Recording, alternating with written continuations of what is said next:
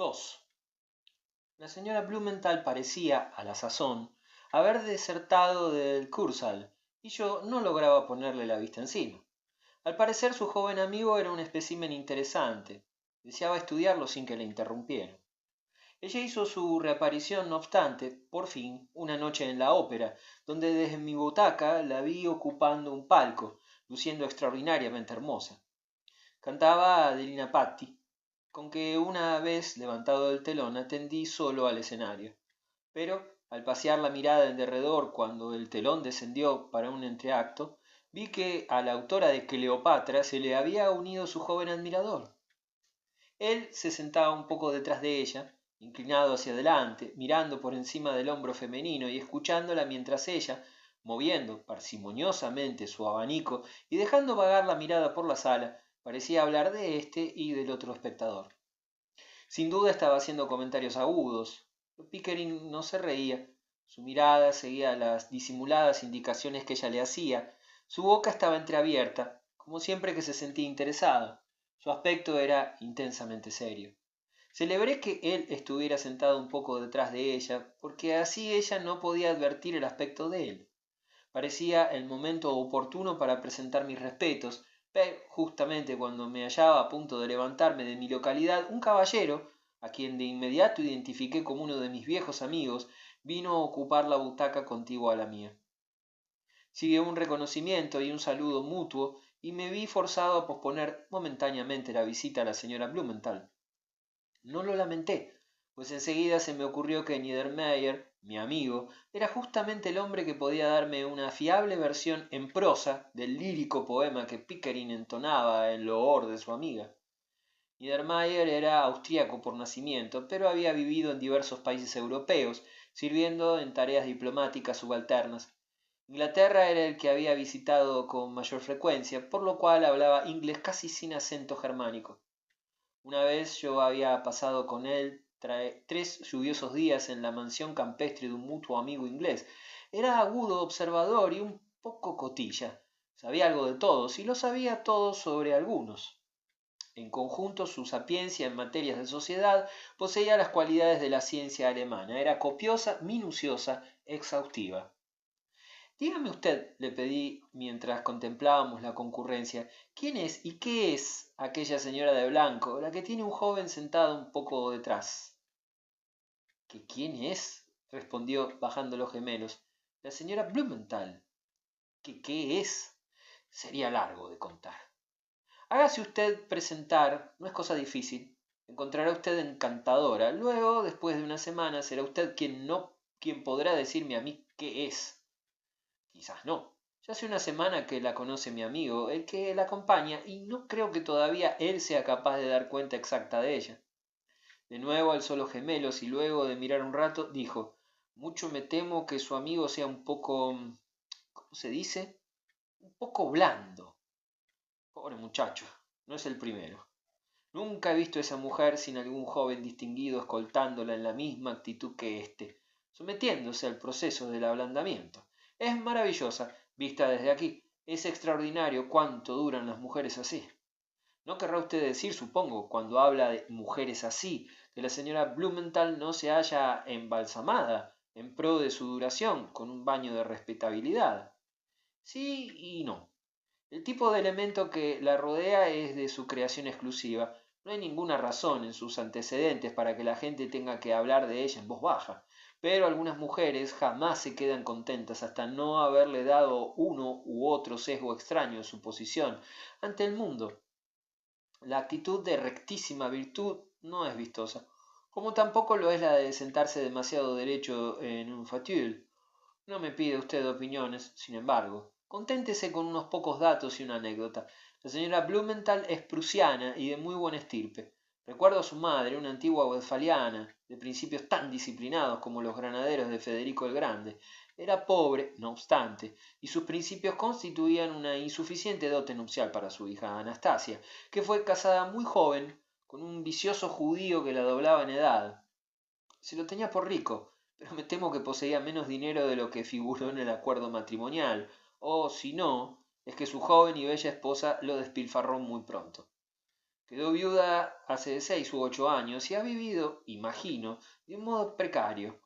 Calculo que tendrá unos 34 o 35 años. Todos los inviernos se oye hablar de ella en Berlín, pues da pequeñas cenas a la bohemia artística de la ciudad. En verano, frecuentemente se la ve sentada al tapete verde en Ems y en Wiesbaden. Es muy inteligente y su inteligencia la ha perjudicado. Un año después de su casamiento publicó una novela que contenía sus opiniones sobre el matrimonio, siguiendo el estilo de George Sand, pero llevándolo a extremos delirantes. No cabe duda de que era muy infeliz. Blumenthal era un viejo bruto. Desde entonces ha publicado muchísimo, novelas y poemas y folletos sobre cualquier tema concebible, desde la transformación de Lola Montes a la filosofía hegeliana. Su conversación es mucho mejor que sus escritos. Sus teorías radicales acerca del matrimonio hicieron que la gente pensara mal de ella en una época en que probablemente su rebelión contra el mismo era solo teórica.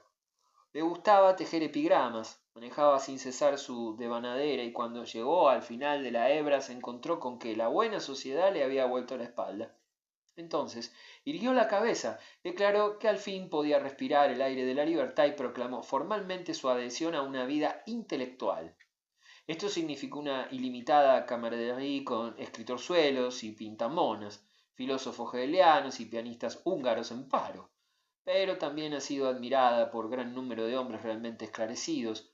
Hubo una época, de hecho, en que trastornaba cabezas tan bien puestas sobre los hombros como esta. Y con un dedo Niedermayer señaló su propia frente. Es verdaderamente encantadora y, en sentido estricto, a mí nunca me ha hecho nada.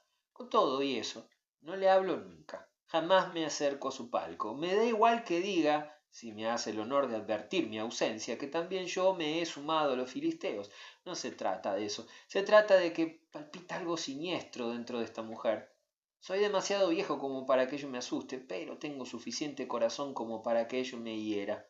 Sus discrepancias con la sociedad no le han proporcionado ninguna dicha y su encanto exterior no es sino el disfraz de un peligroso resentimiento. Su cerebro ocupa el lugar correspondiente al corazón. En tanto uno entretiene el intelecto de ella, todo va bien. Ella irradia alegría, pero desde el momento en que uno deja de interesarla, ella es capaz de arrojarlo a uno al vacío sin la menor pena. Si uno consigue caer de pie, se ha vuelto más sabio y eso es todo. Pero ha habido 2 o 3, tengo entendido, que se han descalabrado en la caída. ¿Está incumpliendo usted su promesa? Dije. Está dándome una opinión, pero no una anécdota. Mi anécdota es la siguiente. Hace un año un amigo mío la conoció en Berlín y aunque él se hallaba lejos de la juventud y jamás había sido lo que se denomina un ser fácilmente deslumbrable, le cobró una gran afición a la señora Blumenthal. Era comandante de la artillería prusiana, canoso, grave, una pizca severo, hombre siempre firme en la fe de sus mayores.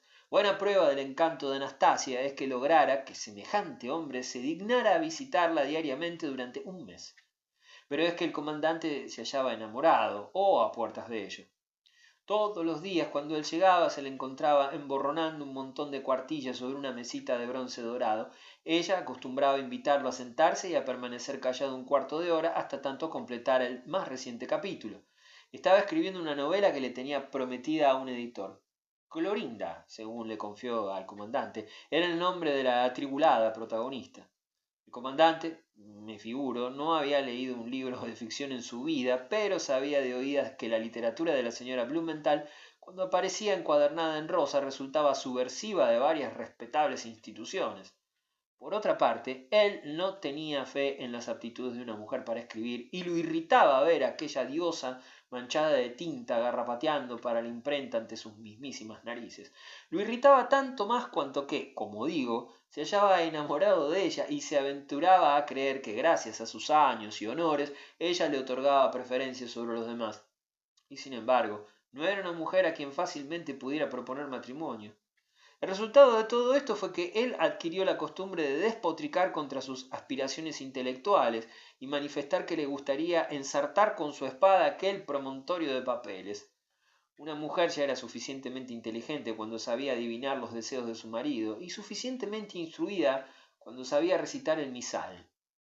Al cabo, un día la señora Blumenthal dejó la pluma y proclamó triunfantemente que había concluido la novela. Clorinda había expirado en brazos de cualquiera que no fuese su marido. El comandante, a título de enhorabuena, declaró que la novela pecaba de escenas inconvenientes y difundía viciosas paradojas con el único propósito de armar ruido en sociedad y parecer muy pintoresca y pasional. Añadió, empero, que amaba a la señora Blumenthal a despecho de sus locuras y que si estaba dispuesta a renunciar formalmente a ellas, él le ofrecía su mano no menos formalmente. Se dice que a las mujeres en ciertos casos les gusta ser amenazadas y menospreciadas. Yo no lo sé. Puedo asegurarlo. No sé cuánto placer en este caso le deparó a Anastasia su propia rabia. Pero su rabia pareció muy serena y el comandante aseguró que aquello mismo la hizo ponerse extraordinariamente hermosa. Ya le he explicado a usted, dice ella, que escribo por una necesidad interior. Escribo para expresar mi corazón, para satisfacer a mi conciencia. Usted llama a mis pobres esfuerzos afán de causar sensación. Puedo probarle que lo único que me importa es el silencioso proceso de elaboración artística y no la mayor o menor repercusión pública. Y cogiendo el manuscrito de Clorinda lo arrojó al fuego. El comandante se queda consternado y lo siguiente de que se da cuenta es que ella le hace una profunda reverencia y desaparece, despidiéndose para siempre. Una vez solo y vuelto de su asombro, arrebata a Clorinda de las ascuas y se pone a golpear vigorosamente la cerrada puerta por donde la mujer había salido de la habitación, pero no consiguió que se la abriese, y desde aquel día hasta hace 3 meses, que fue cuando me lo contó, el comandante no había logrado volver a verla. Por Júpiter, que es una emocionante historia, dije, pero la pregunta es, ¿qué demuestra? Varias cosas.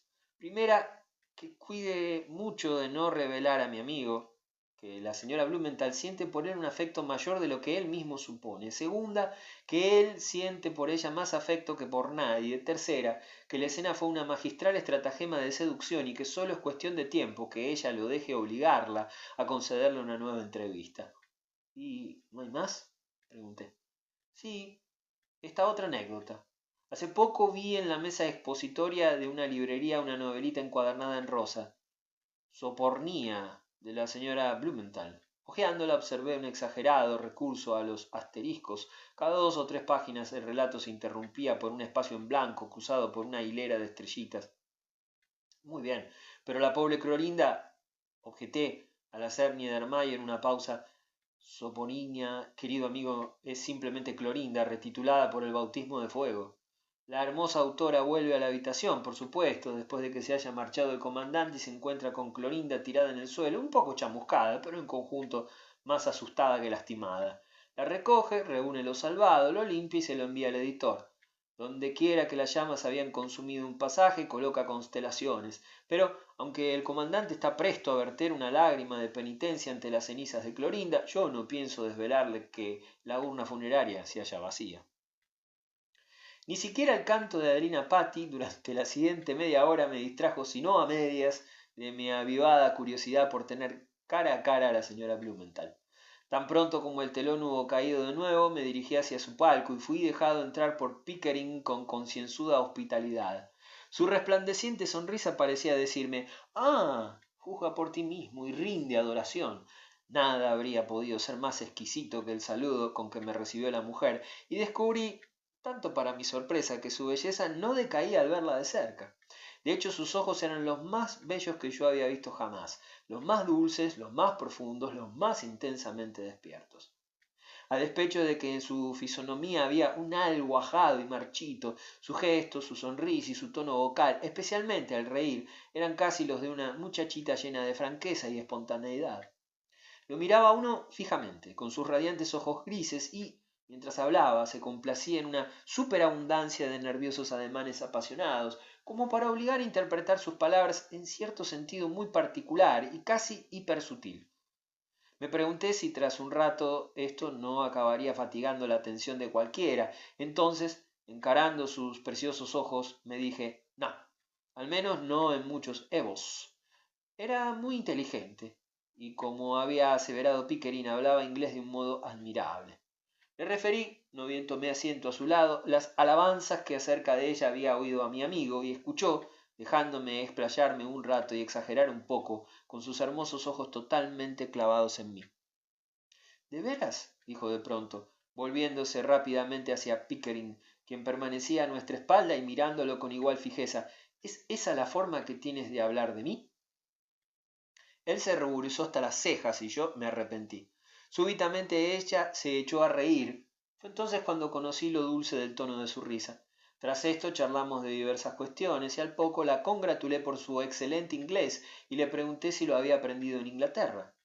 El cielo no lo permita, exclamó. No he estado allá nunca ni pienso ir jamás. Nunca me aclimataría a la... Me pregunté qué iría a decir, ¿a la niebla? ¿A los humos? ¿O al wits con apuestas de 6 peniques? Nunca me acostumbraría, dijo, a la aristocracia. Soy una populista empedernida, no me avergüenzo de ello. Profeso ideas que harían revolverse en sus tumbas a mis antepasados. Nací en el regazo del feudalismo. Soy hija de los cruzados, pero soy una revolucionaria. Siento pasión por la libertad, una libertad ilimitada, infinita, inefable. Al gran país de ustedes es a donde me gustaría ir. Me gustaría contemplar el maravilloso espectáculo de un gran pueblo libre de hacer todo cuanto le apetece y que, sin embargo, nunca hace nada malo. Repliqué, modestamente, que a fin de cuentas tanto nuestra libertad como nuestra impecabilidad tenían un límite, y rápidamente ella se volvió y con un gesto teatral apuntó con el abanico a Pickering. No importa, no importa, exclamó. Me gustaría visitar el país que ha producido a este prodigioso joven. Me lo represento como una especie de Arcadia, una tierra en la edad de oro. Él es tan deliciosamente inocente. En esta vieja Alemania corrupta, si un joven es inocente es que es un tonto, un ser sin cerebro, nada interesante. Pero el señor Pickering dice las cosas más ingenuas y después de haberme reído 5 minutos de su simplicidad, de pronto se me ocurre que son muy sabias y durante una semana me dedico a reflexionarlas. Es la pura verdad. Insistió haciéndole un homenaje con la cabeza. Eso yo lo denomino solecismos inspirados y los guardo como oro en paño. Recuérdalo la próxima vez que me ría de ti. Escrutando a Pickering no pude menos que pensar que se hallaba en un estado de beatífica exaltación, que disfrutaba parejamente con las sonrisas y con los ceños de la señora Blumenthal. Unas y otros eran característicos de ella, constituían eslabones igualmente importantes de la cadena dorada. Él me miraba con ojos que parecían decir, ¿alguna vez habías escuchado tamaña inteligencia? ¿Alguna vez habías contemplado tamaño donaire? Imagino que él no era sino vagamente consciente del significado de las palabras femeninas. Los gestos, la voz y la mirada de ella formaban una hechizante armonía. Hay algo penoso en el espectáculo de una sumisión absoluta, aun cuando sea una causa excelente. No contesté a la solicitante actitud de Pickering, sino que me embarqué en algún convencional homenaje a los méritos del canto de Adelina Patti. La señora Blumenthal, tal como convenía a una revolucionaria, se sintió obligada a confesar no encontrar ningún valor. Era flojo, era trivial, carecía de fuego. Sepa que también en música, dijo, tengo ideas propias. Y con muchísimo aletear de su abanico empezó a exponer cómo eran dichas ideas. Cosas extraordinarias, sin duda, pero no estoy en condiciones de jurarlo, pues en medio de tal exposición el telón comenzó a levantarse. No se puede ser nunca un gran artista sin una gran pasión, afirmaba la señora Blumenthal. Antes de que yo tuviera tiempo de asentir, la voz de la Patty se alzó, revoloteando como una alondra, y cayó en lluvia de argentinas notas sobre la sala.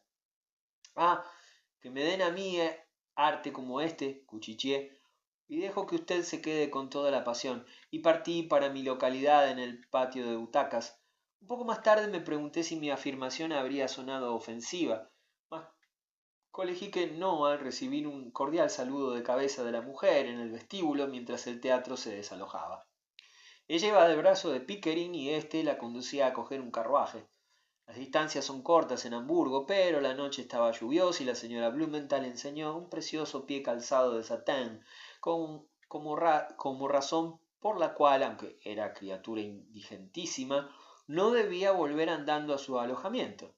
Pickering nos dejó solos a los dos un momento, mientras él iba a parar el vehículo, y mi acompañadora no dejó pasar la oportunidad, como dijo ella, de rogarme que tuviera la bondad de ir a visitarla un día en su casa. Era por una razón personal. Para mí era razón suficiente, naturalmente, le contesté, el poder aferrarme al más mínimo asomo de invitación. Me miró un momento con esa extraordinaria mirada suya que parecía tan absolutamente audaz en su ausencia de disimulo, y repuso que yo decía más piropos que nuestro común amigo, pero estaba cierta de que no era ni la mitad de sincero que él. Pero de él es de lo que quiero hablar con usted, dijo. Quiero preguntarle muchas cosas, quiero que me lo cuente todo sobre él. Él me interesa, pero sepa usted que mis simpatías son tan intensas, mi imaginación es tan viva, que no confío en mis propias impresiones. Más de una vez me han engañado. Y exhibió un leve estremecimiento trágico. Prometí visitarla e intercambiar impresiones con ella, y me hizo un gesto de despedida junto a la portezuela de su carruaje. Pickering y yo todavía dedicamos un rato a pasear de un extremo al otro de la larga galería cristalada del Kursaal. Aún no había dado yo muchos pasos cuando me percaté de que llevaba a mi lado un hombre atacado de un febril amor. ¿A qué es maravillosa esta mujer?, me preguntó con una implícita confianza en mi agrado, para esquivar la cual necesité un cierto ingenio. Si realmente estaba enamorado, allá él. Pues, si bien, ahora que la había conocido, yo estaba dispuesto a reconocer grandes facultades de fascinación en la señora Blumenthal y aun ciertas facultades de sinceridad de cuya precisa cuantía no estaba seguro. Sin embargo, me parecía menos pernicioso verlo obrar siguiendo los dictados de sus propias quimeras que verlo cultivar una soledad, una admiración que se preciara de estar fundada en una sólida base. Con la esencial sinceridad de él era con lo que yo contaba para una feliz terminación de su experimento, y me parecía que la primera de las alternativas precitadas obraría más en su favor. Determiné callar la boca y dejarlo entregarse a sus antojos. Él tenía muchísimo que decir acerca de su felicidad, acerca de los días transcurridos como horas, las horas transcurridas como minutos, y acerca de que para él la señora Blumenthal había sido toda una revelación. Esta noche ella no ha sido nada, dijo, nada en comparación con lo que a veces llega a alcanzar en el terreno de la brillantez, en el terreno de la agudeza. Ojalá la oyeras cuando cuenta sus aventuras. ¿Aventuras?, inquirí. ¿Es que ha tenido aventuras? Y de lo más maravillosas, exclamó Pickering en éxtasis. Ella no se ha limitado a vegetar como yo. Ha luchado en el tumulto de la vida. Cuando escuchó sus remembranzas es como oír el desbordado raudal de una sinfonía de Beethoven confluyendo en una triunfal armonía de belleza y sinceridad. No pude menos que hacerle una inclinación, pero deseé antes de que nos separáramos averiguar qué había sido de su escrupulosa conciencia. Supongo que sabes, mi querido amigo, dije, que sencillamente estás enamorado. Así es como se denomina tu estado anímico. Respondió con una mirada aún más brillante, cual si lo deleitara oír tal cosa. Eso mismo me dijo la señora Blumenthal, exclamó esta mañana, y persiguiendo, supongo que me había quedado ligeramente confundido, siguió. Salí de excursión con ella, fuimos hasta Königstein para visitar su antiguo castillo. Trepamos hasta el corazón de las ruinas y durante un rato estuvimos sentados en uno de los derruidos patios. Algo en la solemne quietud del lugar desató mi lengua, y mientras permanecía sentada en una piedra cubierta de hiedra al borde de la muralla cortada a pico, me erguí y le asesté un discurso. Me escuchó, mirándome, arrancando piedrecitas y dejándolas caer al valle. Al final se levantó y silenciosamente me dedicó 2 o 3 inclinaciones de cabeza, con una sonrisa cual si me aplaudiese por un solo de violín. Estás enamorado, dijo. Eres un caso perfecto, y por algún rato no añadió nada más. Pero antes de que abandonáramos el lugar me dijo que me debía una contestación a mi discurso. Me lo agradecía de todo corazón, pero se temía que tomarme la palabra sería abusar de mi inexperiencia. Yo había conocido pocas mujeres, me declaraba satisfecho demasiado deprisa, la consideraba mejor de lo que realmente ella era. Ella tenía grandes defectos, yo debía tratarla más tiempo y descubrirlos, debía compararla con otras mujeres, mujeres más jóvenes, más formales, más inocentes, más ignorantes, y si después de eso seguía haciéndole el honor de pensar elogiosamente de ella, entonces me escucharía de nuevo. Le dije no creer que hubiera riesgo de que en el mundo existiese mujer alguna a quien pudiera preferir sobre ella, y entonces reiteró, hombre feliz, estás enamorado. Unos días después fui a visitar a la señora Blumenthal con cierta agitación de pensamientos. Está demostrado que hay, de vez en cuando, en el mundo, personas calificables de farsantes sinceros. Ciertas personalidades cultivan emociones ficticias con absoluta buena fe. Incluso si esta inteligente mujer se divertía con el deslumbramiento del pobre Pickering, cabía en lo posible que tanto por vanagloria como por caridad se preocupara más por el bienestar de él que por su propio entretenimiento, y su ofrecimiento de atenerse al resultado de una arriesgada comparación con otras mujeres era un detalle más honroso de lo que su fama y el cálculo de probabilidades había parecido presagiar. Me recibió en una desordenada salita de estar, sembrada de periódicos y libros intonsos, muchos de los cuales comprobé de un vistazo que eran franceses. Una buena parte de la estancia la ocupaba un piano abierto, coronado con un cestillo lleno de rosas blancas. Estas perfumaban el ambiente. Se me antojó que exhalaban la fragancia pura de la devoción de Pickering. Hundida en un sillón, la destinataria de dicha devoción estaba entretenida en leer la Revue du Monde. El objeto de mi visita no era admirar a la señora Blumenthal para mi propio deleite, sino averiguar hasta qué punto podía dejarla hacer su voluntad con mi amigo. Aquella velada en la ópera ella había puesto en entredicho mi sinceridad, con que en esta ocasión me afané por abstenerme de piropos y por no ponerla en guardia contra mi perspicacia. Inútil narrar en detalle nuestra entrevista. De hecho, para ser absolutamente exactos, por mi ambición de sondearla demasiado profundamente fui castigado con un eclipse temporal de mi imparcialidad. Permaneció sentada tan vivaz, tan lúcida, tan cordial, tan generosa, amén de tan bella, que al cabo de media hora estuve bastante dispuesto a convenir con Pickering respecto de que era una mujer maravillosa. Nunca me gusta al recordar demorarme en esa media hora. El resultado de la misma iba a ser demostrar que en la composición de una mujer que, como decía Niedermeyer, había colocado su cerebro en el lugar del corazón, entraban muchas más cosas de lo que mi filosofía había soñado jamás. Y sin embargo, mientras estuve allí sentado, jugando distraídamente con mi sombrero y deslindando las proporciones de naturalidad y artificio que había en mi amable anfitriona, me sentí un filósofo muy competente. Ella había afirmado desear que yo se lo contara todo sobre nuestro común amigo, con que me interrogó concienzudamente sobre su familia, su fortuna, sus antecedentes y su carácter. Todo esto era lógico en una mujer que había recibido una apasionada declaración de amor y lo expresó con tal aire de hechizado interés, tal confianza radiante en que realmente no cabía duda de que él era una bellísima persona y en que si yo me resolvía a mostrarme explícito podría afianzarla en su convicción hasta hacerla llegar a un éxtasis realista que casi habría podido moverme a fingir una buena opinión si no lo hubiese tenido ya. Le aclaré que en realidad ella conocía a Pickering mejor que yo, puesto que hasta reencontrarnos en Hamburg no lo había tratado desde nuestros años de infancia. Pero él le habla a usted sin cortapisas, replicó. Sé que usted es su confidente. Ciertamente él me ha hablado de muchísimas cosas, pero siempre me da la impresión de reservarse algo, de guardar un misterio y no mostrarme más que una sola mano. A menudo parece llegar hasta el borde de un secreto. Durante mi vida he entablado numerosas amistades, gracias a Dios, pero jamás había entablado ninguna que me resultara más querida que esta. Y, sin embargo, en lo más hondo tengo la dolorosa sensación de que mi amigo se siente medio temeroso de mí, de que me considera terrible, extraña, acaso un poco enloquecida. Pobre de mí. Ojalá él supiera cuán sincera y buena soy y cómo mi único deseo es conocerlo y ampararlo.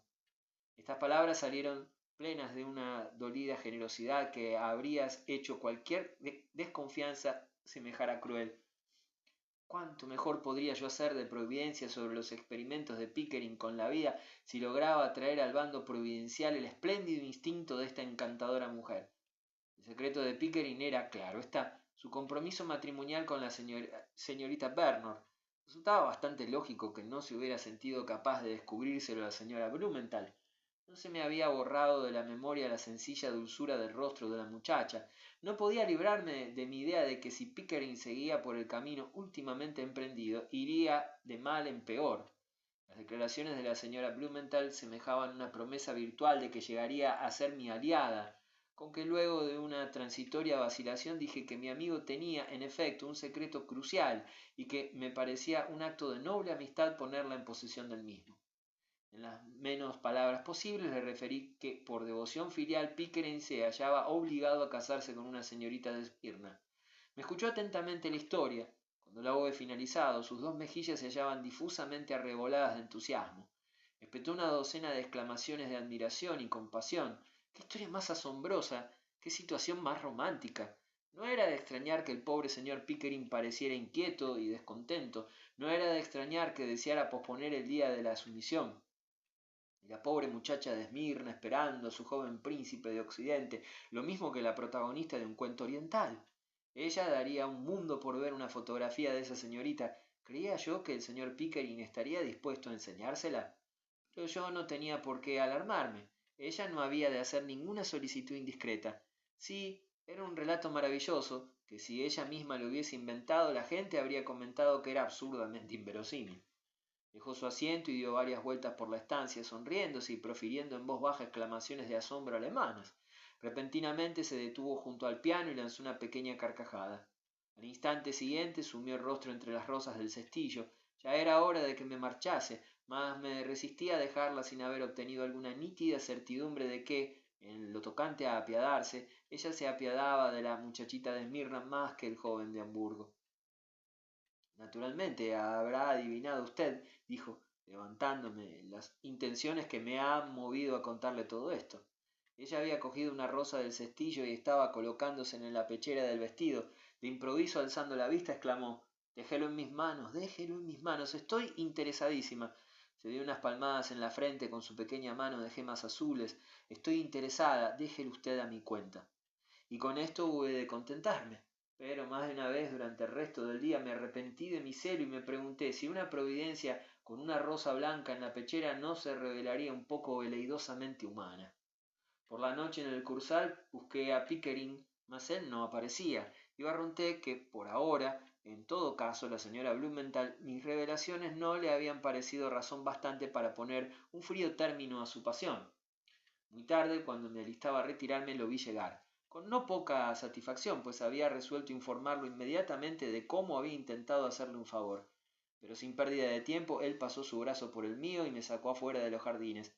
Percibí que estaba demasiado entusiasmado para dejarme hablar primero a mí. He quemado mis naves, exclamó cuando estuvimos fuera del alcance de los oídos de la concurrencia. Le he contado todo. He insistido en que para mí no es otra cosa que una tortura eso de aguardar por si se da esa absurda posibilidad de que termine amándola menos. Estuvo muy bien que ella me lo pidiese, pero ahora me siento lo bastante fuerte para vencer su resistencia. Me he desatado del cuello la correa. Nada me preocupa, nada sé, excepto que la amo con toda la fuerza de mi ser, y que todo lo que he vivido anteriormente ha sido un odioso sueño, del cual ella puede despertarme venturosamente con una sola palabra. Lo así por los hombros, lo aparté un poco de mí y lo miré con gravedad. ¿Le has contado, quieres decir, tu compromiso con la señorita Bernard? Íntegramente, toda la historia, todo lo he lanzado al viento, he roto definitivamente con el pasado. El pasado puede alzarse de la tumba y echarme una maldición, pero ya no me asusta. Tengo derecho a ser feliz, tengo derecho a ser libre, tengo derecho a no quedar enterrado en vida. No fui yo quien prometió, entonces yo no había nacido realmente. Yo mismo, mi alma, mi cerebro, mi voluntad, todo esto no tiene más que un mes de edad. Ah, siguió. Si supieras la diferencia que representa haber escogido y decidido y hablado, soy el doble de hombre que ayer. Ayer tenía miedo de ella, en ella veía una especie de elusivo misterio de conocimiento, de inteligencia, que me oprimía en medio de mi amor, pero hoy no temo nada, sino ser excesivamente feliz. Permanecí silencioso para dejarlo agotar toda su elocuencia, pero de repente calló, y se quitó el sombrero a fin de abanicarse con él. Deja que me entere bien, dije por último. ¿Le has pedido a la señora Blumenthal que sea tu esposa? La esposa de mi libérrima elección. ¿Y acepta? Me ha pedido 3 días para decidirse. Digamos 4. Sabe tu secreto desde esta mañana. Me siento obligado a decirte que se lo conté yo mismo. Pues mejor, exclamó Pickering, sin patentizar enojo o sorpresa. No es una brillante oferta la mía para una mujer como ella, y, a pesar de lo mucho que me importa, creo que sería desconsiderado presionarla en demasía. ¿Qué opina? Pregunté luego de un instante sobre el rompimiento de tu promesa.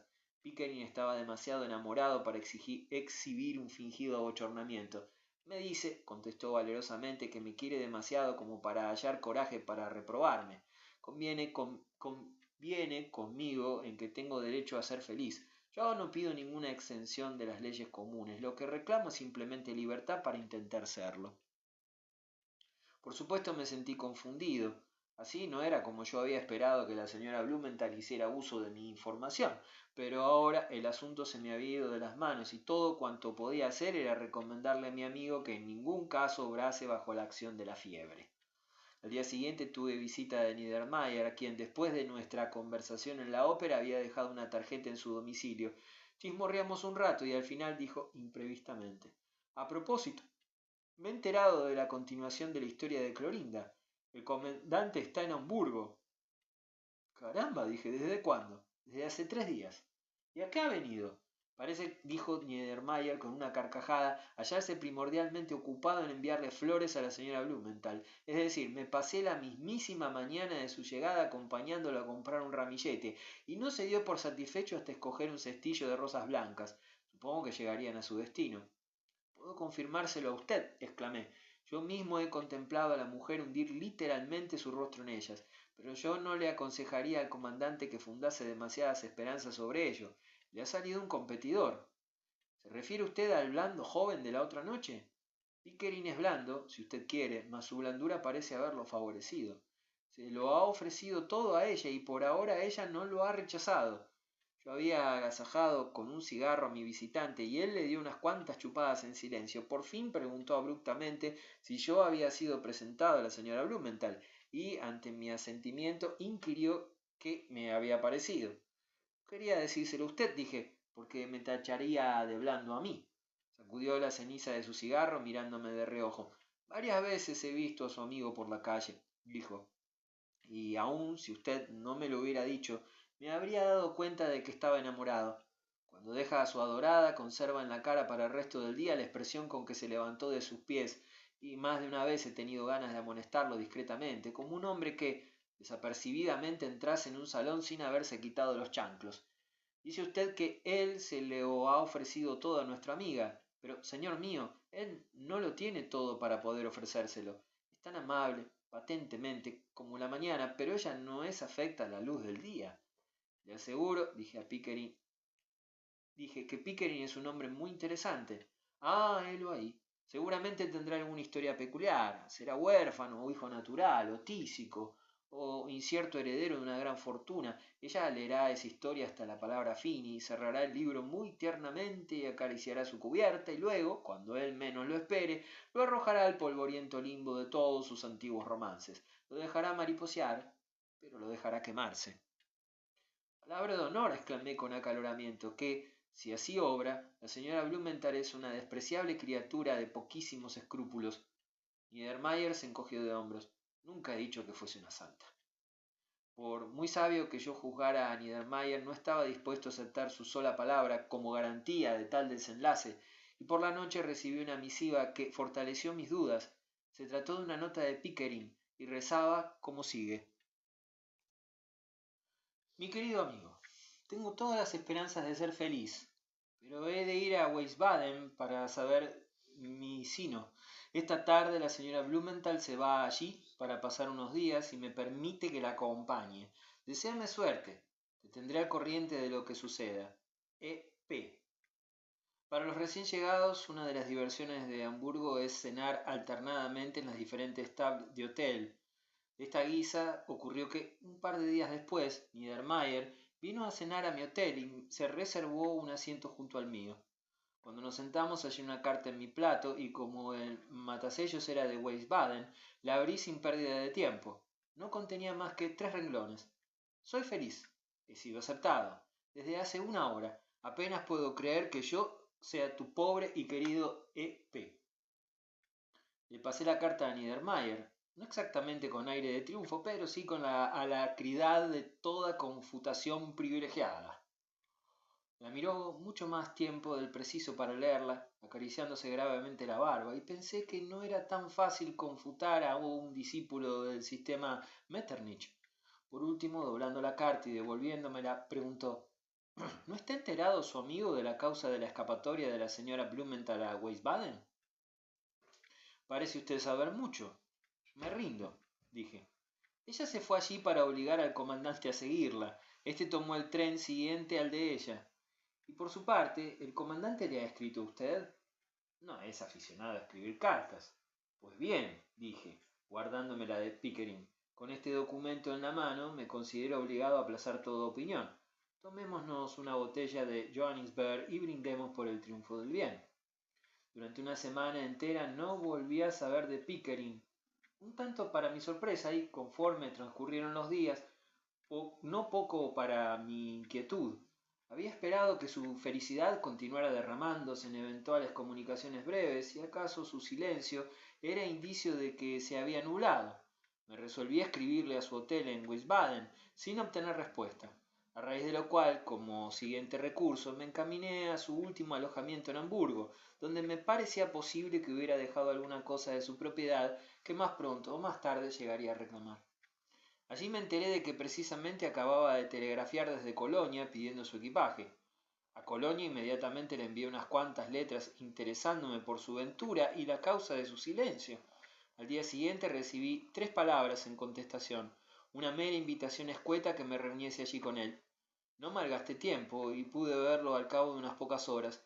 Ya había oscurecido cuando llegué a Colonia y la ciudad estaba amortajada en una fría lluvia más propia del otoño. Pickering, con una indiferencia que en sí misma era un síntoma de angustia, había parado en un enmohecido hotel caduco, donde lo hallé sentado a la vera de una medio apagada chimenea en un vasto aposento de mala muerte, que parecía haberse vuelto gris, presenciando el tedio de 10 generaciones de viajeros. Mirándolo levantarse para recibirme, advertí que se encontraba en la más extraña congoja. Estaba pálido y macilento. Su faz había envejecido 5 años. Ahora, por lo menos, a conciencia, ya había probado el amargo cáliz de la vida. Me sentí ansioso por saber las causas que tan de sopetón lo habían llenado de tamaña tristeza, pero no lo obvié con curiosidades impertinentes, sino que lo dejé tomarse su tiempo. Acepté tácitamente sus síntomas de desdicha y durante un rato hicimos un tenue esfuerzo por charlar del tipismo de Colonia. Por fin se levantó y estuvo largo tiempo contemplando el fuego, en tanto que morosamente yo me paseaba por la tenebrosa estancia. Pues bien, dijo en un momento en que yo lo encaraba, yo quería conocer y ciertamente ya conozco algo que hace un mes no conocía. Y a continuación, bastante calmada y sucintamente, como si la aflicción se hubiese consumido del todo, relató la historia de los días transcurridos. Se extendió poco en detalles.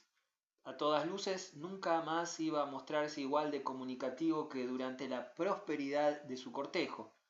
Durante una velada había sido aceptado tan explícitamente como su corazón había podido desearlo, y en su éxtasis, una vez a solas, se había encaminado a pasear por los jardines de la casa consistorial, casi hasta la mañana siguiente, tornando por confidentes a las estrellas y los perfumes de la noche estival.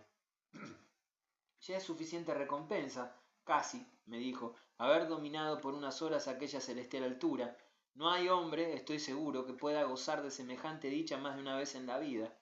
A la mañana siguiente se había dirigido al alojamiento de la señora Blumenthal y había sido obsequiado, para su asombro, con una desnuda negativa a recibirlo. Durante un par de horas vagó por los alrededores, en muy distinto estado de ánimo, y luego volvió a la carga con la pretensión de verla.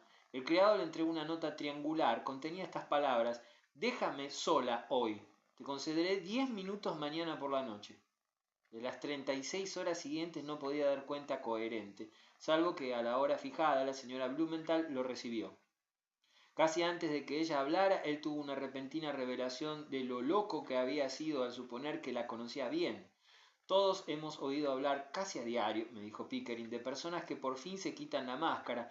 Es una de las frases tópicas de la literatura. Pues bien, ahora se presentaba ante mí con la máscara quitada. Su verdadero rostro, siguió gravemente tras una pausa, su verdadero rostro era horrible. Ella había recalcado, señalando el reloj: «Te doy 10 minutos. Arma una escena, mésate los cabellos, blande tu puñal». Y se había sentado cruzada de brazos. «No es una broma», exclamó enseguida. «Va absolutamente en serio. Acabemos de una vez. Has sido arrojado, rechazado. ¿No tienes nada que decir?» Él tartamudeó alguna enfebrecida solicitud de una explicación, y ella se levantó y se le aproximó, mirándolo de pies a cabeza, muy pálida y obviamente más excitada de lo que deseaba que él la viera. «He roto contigo», dijo con una sonrisa. Habrías debido ser tú quien rompiera conmigo. Todo ha sido delicioso, pero hay excelentes razones para que toque a su fin.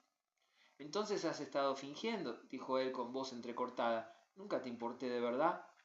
Sí, hasta conocerte a fondo, hasta que comprobé cuán lejos estabas dispuesto a llegar. Pero ahora la historia ha terminado. Hemos llegado al desenlace.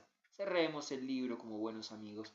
Él hizo de eco. Para comprobar cuán lejos estaba dispuesto a llegar. Desde el principio me diste esperanzas con el único propósito de hacer esto. Te di esperanzas, si quieres expresarlo así. Recibí tus visitas a horas y a deshoras. Unas veces fueron entretenidísimas, otras me aburrieron mortalmente, pero eres un caso tan curiosísimo ¿cómo lo diría yo?, de entusiasmo, que decidí cargar con las ventajas y los inconvenientes. Deseaba hacerte descubrirte inequívocamente. Habría preferido no traerte aquí, pero también fue necesario. Naturalmente no debo casarme contigo, puedo aspirar a cosas mejores. Dale las gracias por ello a tu destino. Durante un mes has tenido una opinión excelente de mí, pero tu buena voluntad no habría podido durar. Soy demasiado madura y demasiado sabia. Tú eres demasiado inmaduro y demasiado atolondrado. Tengo la impresión de que me he portado muy bien contigo. Te he amenizado la vida al máximo y, exceptuando quizás que en este momento soy un poco brusca, no tienes de qué quejarte. Habría podido dejarte más cortésmente si hubieras dispuesto de un mes más de plazo, pero determinadas circunstancias me han forzado la mano. Insúltame, maldíceme, si así lo deseas, te disculparé de buena gana. Pickering escuchó todo esto con la suficiente lucidez para percatarse de que, como por algún repentino cataclismo natural, el cielo se había abierto delante de él, y de que debía saltar hacia atrás. Con mudo estupor se alistó a marcharse. No sé cómo permanecí, no sé cómo parecí tomarme aquello, apuntó Pickering, pero lo cierto es que ella parecía anhelar, no sé por qué, alguna manifestación de reproche e injuria por mi parte, pero yo no habría podido, en ese sentido, pronunciar una sola sílaba. Sentía náuseas, necesitaba salir al aire libre, para librarme de ella y recobrar el juicio. ¿No tienes nada, nada, nada que decir?, gritó cuando puse la mano en el pomo de la puerta. ¿No te he obsequiado ya con más que suficientes charlas? Creo que repliqué. Entonces, ¿me escribirás cuando estés de vuelta en tu alojamiento? Me parece que no, dije. Dentro de 6 meses, calculo, volverás a intentar a verme. Jamás, dije. Eso, repuso, es una confesión de estupidez. Significa que nunca, ni reflexionando posteriormente, entenderás la filosofía de mi conducta. La palabra filosofía pareció tan fuera de contexto que verdaderamente creo que sonreí. Yo te he dado, prosiguió, todo lo que tú me has dado. Tu pasión tenía asiento únicamente en tu magín. Ojalá me hubieses dicho antes, exclamé, que era eso lo que pensabas, y me fui. Al día siguiente navegaba por el Rin. Todo el día estuve sentado inmóvil en el barco, sin saber a dónde iba ni a qué iba. Me asaltaba una especie de fiebre intermitente de terror. Me parecía haber presenciado algo infernal. Por último vi destacarse las torres de la Catedral de Colonia. Me pareció que ellas querían decirme algo, con que, cuando el barco atracó, bajé a tierra. Aquí llevo ya una semana. No he dormido una sola noche y, sin embargo, ha sido una semana de descanso. Me pareció que se hallaba en buen camino para recuperarse y que su propia filosofía, si se le dejaba tiempo, resultaría adecuada a la coyuntura. Después de que él relatara su historia, yo volví a referirme a su agravio una sola vez, aquella misma noche, más tarde, cuando íbamos a separarnos.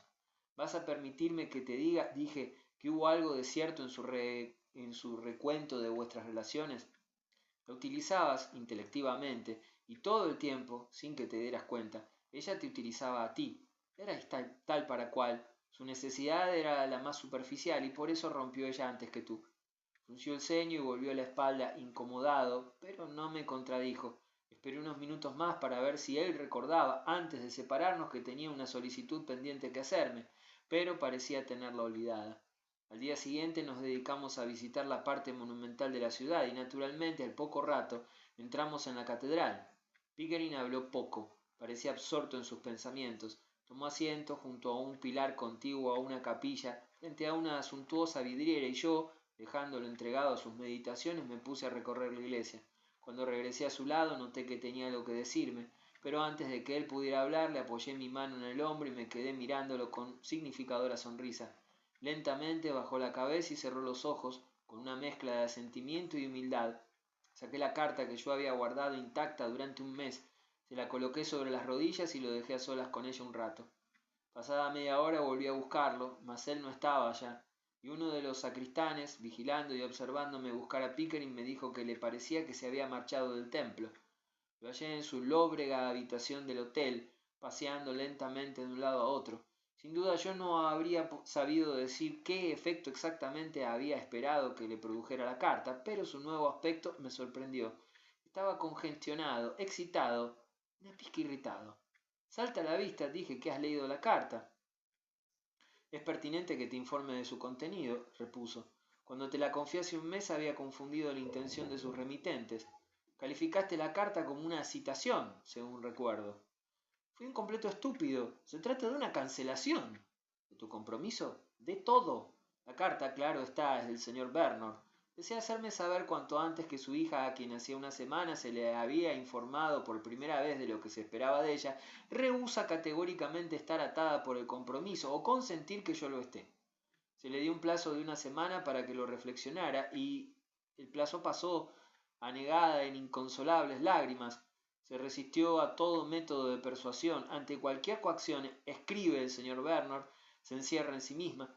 La joven considera horrible el acuerdo. Después de haber aceptado consejos, órdenes y mandatos toda su vida sin protestar, a última hora osa tener opiniones propias. Reconozco que estoy sorprendido. Había terminado por creer que era estúpidamente pasiva y que así seguiría siendo hasta el final de sus días. Pues no. Ha insistido en que se me libere formalmente y su padre insinúa que si no se le hace caso de ella sufrirá un ataque de encefalitis. El señor Bernard se conduele noblemente conmigo y me comunica que para sus propios nervios ha sido una gran conmoción la actitud de la joven.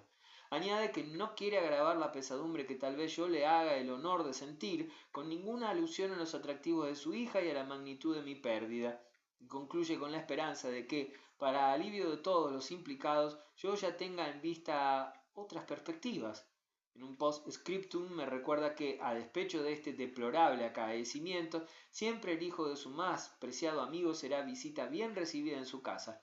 Soy libre, comenta, tengo toda una vida por delante, me aconseja que realice algún largo viaje. Si mi vagabundeo por el mundo me hace recalar en Oriente, espera que ningún erróneo pudor me disuada de pasarme por Esmirna. Como mínimo siempre disfrutaré de amistosa acogida. Es una carta muy amable. Por muy amable que fuese la carta, Pickering no pareció sentir gran alegría al ver su conciencia tan lindamente descargada de su famoso compromiso. Ante el hecho de su liberación quedó meditabundo en tales términos que más semejaban los naturales de una renovada sensación de esclavitud. Malas noticias era la expresión con que originariamente había descrito la carta. No obstante, ahora que su contenido resultaba estar en tan flagrante contradicción con sus suposiciones, no hizo gala de ningún entusiasmo vocal que invirtiera las tornas y afirmara que eran buenas noticias. En los últimos tiempos habían sido terriblemente trasquiladas las alas del entusiasmo del pobre tipo. La moraleja obvia era, por supuesto, que si hace un mes no hubiera sido tan apresurado en sus juicios y se hubiera dignado romper el lacre del señor Bernard, habría podido ahorrarse el purgatorio de las marrullerías de la señora Blumenthal. Pero resolví que él debía extraer la moraleja por sí solo. Yo no tenía ningún deseo de, valga la expresión, restregársela. Por lo demás, mis pensamientos seguían otro cauce. En mi fuero interno yo me decía que, si a aquellas gentiles gracias cuya floreciente promesa le había sido brindada a mi imaginación por su infantil rostro, la señorita Bernard añadía en tan impresionante medida la capacidad para tomar resoluciones animosas, la rectificación del destino de mi amigo había sido menos venturosa de lo que toscamente él había previsto. Enseguida, volviendo a prestarle atención a Pickering, vi que contemplaba la fotografía de la joven. Claro está, dijo, que ya no tengo derecho a guardar esto, y antes de que yo pudiera pedirle que me dejara mirarlo otra vez, ya la había arrojado al fuego. Lamento decirlo en este preciso instante, comenté, después de unos momentos de silencio, pero no me extrañaría nada que la señorita Bernard fuera una criatura adorable. Pues vete a comprobarlo personalmente, replicó con lobreguez. No tendrás rivales. Mi deber, añadió enseguida, es olvidarla. No será difícil, pero ¿no crees, completó inopinadamente, que, para un pobre individuo que no le pedía a la fortuna otra cosa que un rinconcito tranquilo donde poder sentarse, todo esto ha sido un zarandeo más bien cruel? De veras cruel, afirmé, y ciertamente él tenía derecho a pedir una página en blanco en el libro del destino y un nuevo principio. Era sano el consejo del señor Bernard. Debía distraerse con un buen viaje por toda Europa. Si estaba dispuesto a tolerarme tal manifestación de simpatía, yo deseaba acompañarlo. Sin entusiasmo, Pickering aceptó. Tenía el aspecto derrotado de alguien a quien, tras un sacrificio para lograr ser admitido en un gran salón, inesperadamente le hubiesen dado con la puerta en las narices. Iniciamos nuestro viaje, no obstante, y poco a poco su entusiasmo retornaba. Se mostró muy capaz de gozar cosas hermosas que permanecerán eternamente impertérritas. Tras una quincena transcurrida entre cuadros y monumentos y antigüedades, por primera vez lo vi en su mejor y más saludable humor. Había padecido una calentura y después había padecido un enfriamiento. El péndulo había subido hacia la izquierda y hacia la derecha de un modo muy perjudicial para la maquinaria, pero ahora por fin recobraba un equilibrado compás normal. Hasta cierto punto recuperó la abundosa elocuencia con que había avivado su propia llama en Hamburgo, y comentaba las cosas con algo de aquella misma inexperiencia apasionada.